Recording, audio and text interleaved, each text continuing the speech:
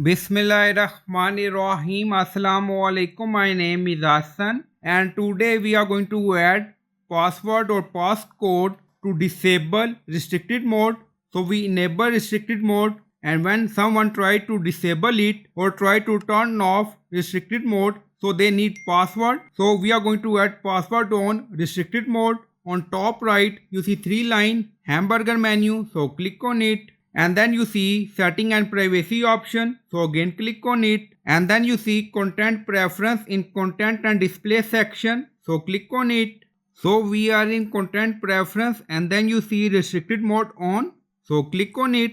Now you see restricted mode on.